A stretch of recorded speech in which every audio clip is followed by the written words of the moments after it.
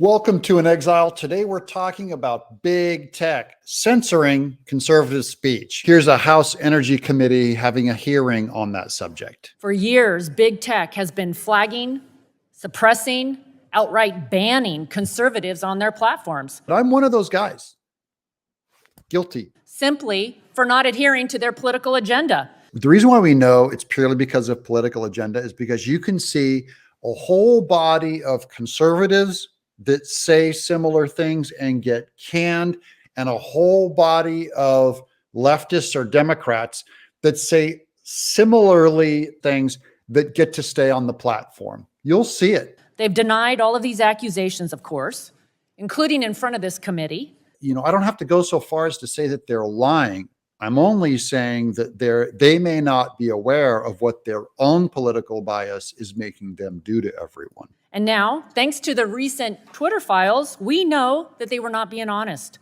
Top Twitter executives were shadow banning conservatives, despite Jack Dorsey claiming otherwise when he was before this committee in 2018. These are the Twitter execs who knew they were crushing free speech based on political opinion. They flat out, we have email messages of them going back and forth and saying it. And there's been similar reports showing that the Biden administration has been colluding with big tech to shut down speech, especially speech that runs counter to the president's agenda.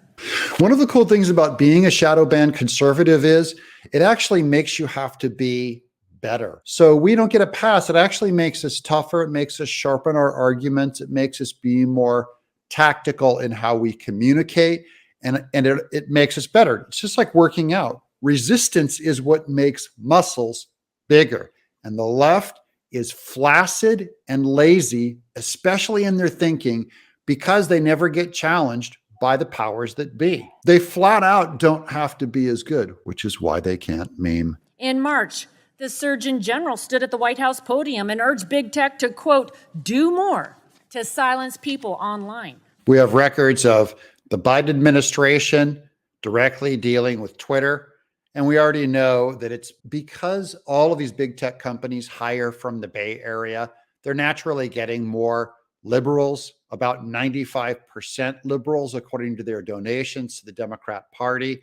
All of big tech hires from the same ideological pool because they only believe in external diversity. They don't believe in ideological diversity at all. You have basically a monothink in all of big tech, with the exception of Elon Musk, who's not a conservative, by the way. He's just libertarian. He's just not a flaming leftist. At every turn, energy and commerce Republicans have condemned these actions and demanded transparency from the administration and big tech. Here she's talking about stuff regarding the virus.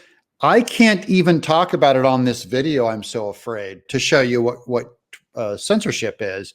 I can't even talk about it. I mean, my channel will be gone if I even bring up what she just said. I had to cut that part of the testimony out, a public statement, out of fear. Free speech is foundational to America and our way of life. Free speech has led to ingenuity and innovation in everything from science to art. Free speech has been essential for entrepreneurs succeeding in every industry, including the tech industry.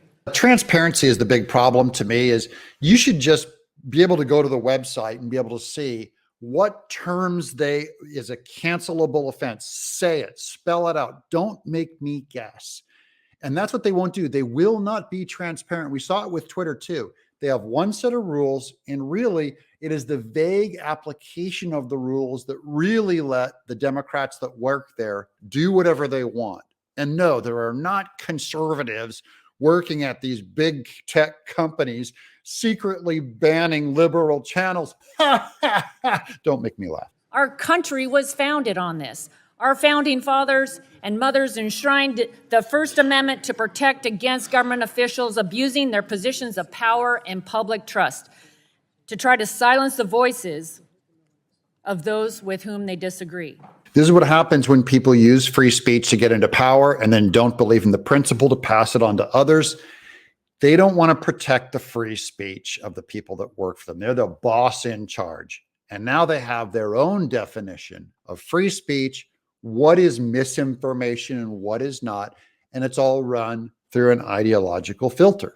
Free speech should be cherished and preserved, and any attempt by the government to force, coerce, or suggest private companies censor people's free speech is incredibly alarming and warrants scrutiny. Well, the only way they can win an argument is by taking away our microphone, so I can hardly blame them. I'm pleased to report this resolution asking for more evidence of these conversations between big tech and the administration. I'm Doug in Exile.